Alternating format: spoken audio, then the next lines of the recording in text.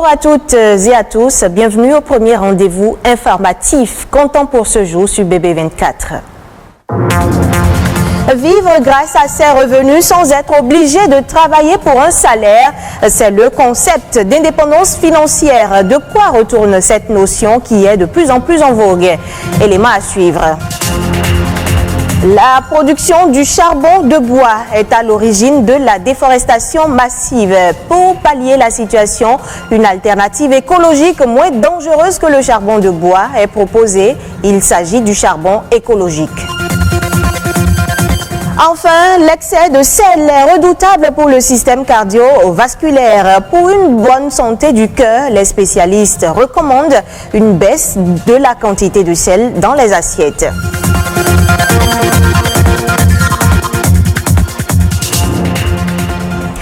L'indépendance financière, un concept en vogue chez les entrepreneurs et les aspirants à devenir riches. Elle se produit lorsque vous disposez d'une richesse personnelle suffisante pour maintenir vos habitudes de consommation actuelles tout au long de votre vie sans avoir besoin de gagner plus d'argent. Daniel Josué Sosa nous donne plus de détails dans ce reportage. Vivre grâce à ses revenus sans être obligé de travailler pour un salaire devient de plus en plus une priorité aujourd'hui. Ceci pour subvenir à ces 5 besoins fondamentaux que sont se nourrir, se loger, se vêtir, se soigner et s'instruire. Lorsque les parents finissent d'assurer notre formation, il faut que nous entrions dans la vie active pour ne pas être des quémandeurs, des parasites. Donc si nous avons subi une formation, nous devons savoir que faire pour que nous puissions assurer notre indépendance, c'est-à-dire être libre, être autonome, pour pouvoir nous-mêmes créer notre famille et assurer les 5 besoins dont on a parlé. Lorsque j'ai un revenu, j'assure mon indépendance financière. Pour devenir autonome financièrement, il existe plusieurs clés. La première réside dans une bonne orientation. Il faut que le jeune homme sache, dès mon bas âge, dès les classes de seconde, première, terminale, qu'est-ce que je dois faire. Il y a les métiers d'avenir qui sont là. Quand vous prenez l'audiovisuel, vous prenez l'informatique, vous prenez le digital prend de l'ampleur. Est-ce que je vais vers ça en dehors de mes prédispositions? Donc je regarde, j'observe autour de moi quels sont les besoins qui sont de la société qu'on peut pratiquer. Opter par la suite pour un emploi salarié ou pour l'auto-emploi est un choix. Cependant, pour être réellement riche, il faut entreprendre. C'est là la deuxième clé. Vous courez derrière l'argent. Le salariat, c'est ça. On cherche l'argent. Quelqu'un nous utilise. Nous cherchons l'argent. Nous avons des besoins partout. Il faut satisfaire. Mais ceux qui veulent être riches, comme Kauzeski l'a dit, c'est ceux-là qui entreprennent. Ils refusent d'être esclaves de l'argent. Ils sont esclaves de l'argent à un moment donné, mais après, ils changent de cap pour se mettre à leur disposition. Donc, au lieu de faire des dépenses de plaisir, de loisirs, ces gens-là réfléchissent, voient autour d'eux et investissent. Et c'est dessus. Maintenant, lui, il ne devient plus esclave de l'argent, c'est l'argent qui devient son esclave. Se diriger finalement vers l'auto-emploi est la meilleure solution pour être indépendant financièrement. Cependant, pour dégoter cette troisième clé, une étude de terrain est primordiale. On ne va pas entreprendre une activité qui n'a pas de répondant, une activité dont les besoins ne sont pas exprimés dans le peuple. Lorsque je suis jeune et que je veux entreprendre, il faut faire quoi? Il ne faut pas entreprendre comme on a dit n'importe comment. Je regarde autour de moi, il y a toujours quelque chose, un besoin à satisfaire. Qu'est-ce que la population demande? Ah, voilà, je constate que les gens demandent tel produit, à tel endroit, à tel moment. Je vois que ça vient à tout moment.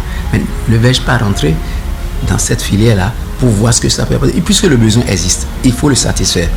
Dans la plupart des cas, il n'est pas nécessaire d'être millionnaire pour faire ce que l'on aime. Ce dont l'on a vraiment besoin, c'est d'avoir suffisamment d'argent pour maintenir le style de vie souhaité. Madame, Monsieur, beaucoup de foyers africains utilisent principalement le charbon de bois comme source d'énergie pour la cuisson au quotidien, en raison du pouvoir d'achat qui ne leur permet pas d'utiliser le gaz ou d'autres types de ressources. Cependant, la production du charbon de bois est à l'origine de la déforestation massive. Cette situation a donc créé un contexte où les acteurs industriels deviennent de plus en plus sensibles à la préservation de l'environnement. De ce fait, il propose désormais une alternative écologique moins dangereuse que le charbon de bois. De jeunes Béninois s'investissent dans la fabrication du charbon bio. Edmond Moubo et Amandine Agnabossou nous amènent à la découverte. Très économique, le charbon de bois est le combustible le plus utilisé en Afrique. Et pour assurer son utilisation quotidienne, les populations ont recours à la coupe de bois répétée, ce qui engendre inexorablement l'épuisement des ressources forestières. Quand nous voyons tout ça, on a dit il faut qu'on trouve la solution qui va remplacer le charbon de bois pour que nos forêts soient désormais tranquilles. Le charbon écologique semble donc être une alternative très prometteuse déjà en pratique dans plusieurs pays d'Afrique. La matière première, les feuilles de paille, les feuilles de maïs et bien d'autres résidus agricoles. On a commencé l'expérience avec les déchets de karité. Donc nous prenons également toutes feuilles légères. Vous savez, il y a des arbres qui salissent un peu le sol avec leurs feuilles. Nous, on ramasse tout ça là et nous travaillons ça et ça donne le charbon écologique. Mais avant d'obtenir ces briquettes, il faut maîtriser les étapes de la transformation des matières premières. Pour faire la carbonisation, il faut mettre les pailles sèches dans le tonneau et on allume avec l'allumette. Et après l'allumage, il faut contrôler le feu pour que ça ne devienne pas de la cendre. Après, on éteint avec de l'eau. Après la carbonisation, on passe au broyage. Après le broyage, on passe au mélange de la poudre fine. Après, on passe à la production pour obtenir des briquettes. Ensuite, on vient sécher.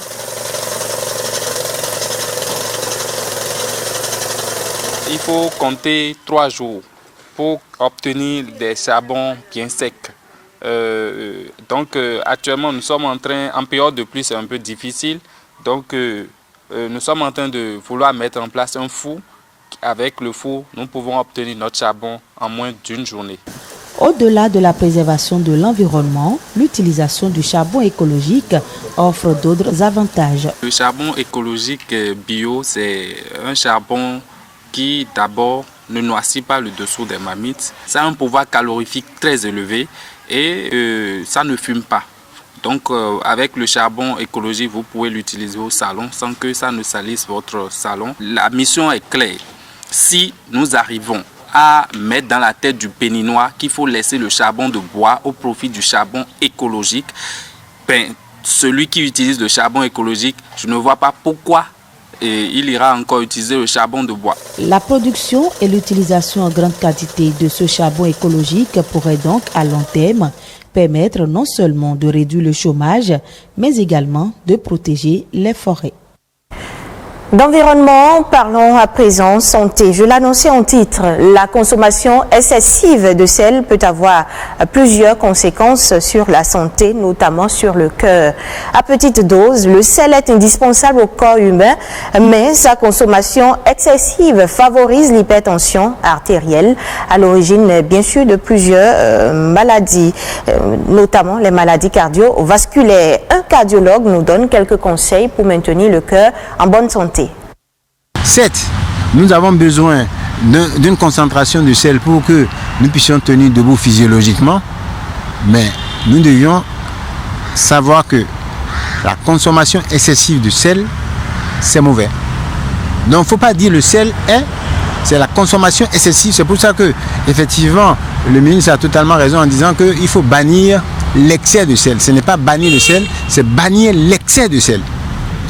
Un hypertendu, la première des choses qu'on va lui conseiller, en dehors de tous les autres conseils, c'est de diminuer la quantité de sel pour agir. Rien que la diminution de la quantité de sel permet de réduire le niveau de l'élévation de la tension. Il n'est pas indispensable de saler les aliments tant que pour notre goût, ça passe. C'est pour ça que l'alimentation, mieux vaut ne pas du tout le saler en cours de cuisson et le saler à table un tout petit peu. Et on est parti, c'est soi-même qui sale son aliment. Ça permet de savoir que oui, je veux saler mon aliment, je mets une petite quantité dedans. Mais il est capital de faire en sorte que toute la famille ait le même comportement alimentaire dès le bas âge, surtout chez les enfants. C'est ça qui sera gardé et c'est ça qui va préserver le capital de vieillissement de leurs artères. Donc si on veut vivre longtemps, avec pas du tout, très peu de maladies du cœur et des vaisseaux, avec pas du tout de cancer, avec pas du tout des maladies vraiment chroniques comme les problèmes respiratoires, etc. Il est important de savoir se donner le temps de marcher, de savoir se donner le temps du loisir, du bien-être, de ne pas rester confiné et de garder le sourire et en gardant la tolérance pour que on se donne la main de manière commune et se dire pour la cause de la vie, ensemble nous restons avec le cœur. Des conseils utiles à suivre, donc absolument. Madame, Monsieur, faisons à présent un tour d'horizon du reste de l'actualité nationale.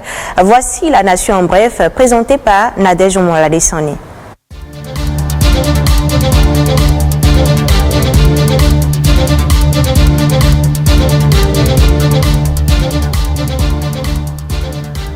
« 109 milliards de francs CFA. C'est le montant mis à la disposition du Bénin par la Banque mondiale pour financer l'accès à l'énergie électrique. Cet appui de l'Association internationale de développement sera consacré aux travaux de densification et d'extension du réseau sur environ 2000 km de lignes moyenne tension et 4000 km de lignes basse tension à construire ou à réhabiliter dans 1100 localités du pays. 20 000 éclairages publics seront installés dans les zones ciblées. 150 000 ménages, 1000 petites et moyennes entreprises et 500 services publics de base vont aussi être raccordés au réseau électrique grâce à ce projet. Les chefs des centres de promotion sociale des départements du Nord et des collines ont été outillés sur le mécanisme de fonctionnement du microcrédit à l'AFIA. Cette rencontre a été initiée par le ministère de tutelle afin de leur permettre d'être plus efficaces sur le terrain. Ils ont également été aguerris sur d'autres concepts relatifs à la microfinance. L'ECO, la monnaie unique de la CEDEAO, sera lancée en 2027. Ainsi en ont décidé les chefs d'État et de gouvernement de la communauté économique des États de l'Afrique de l'Ouest. Une décision prise au cours de la 59e session de l'institution tenue au Ghana. Raison évoquée, la pandémie du Covid-19 qui a eu un impact sur la mise en œuvre du pacte de convergence 2020-2021. Une nouvelle feuille de route a été définie ainsi qu'un nouveau pacte de convergence qui couvre la période 2022-2026. Football pour finir, le Bénin abrite la finale de la Coupe de la Confédération le 10 juillet prochain au stade général Mathieu Kérékou de Cotonou.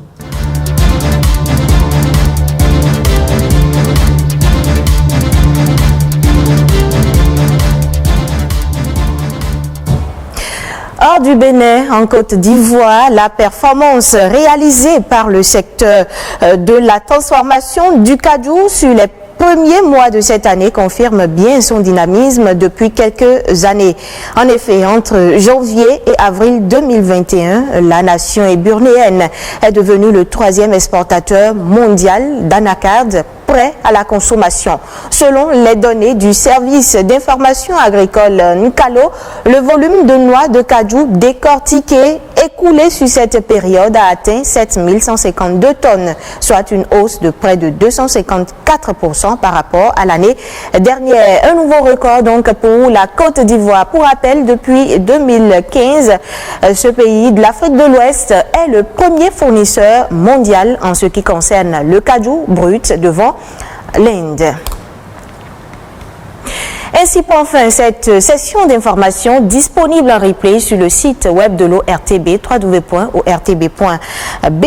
Prochain rendez-vous avec le service de l'information sur BB24, 7 à 19h45. D'ici à là, portez-vous bien.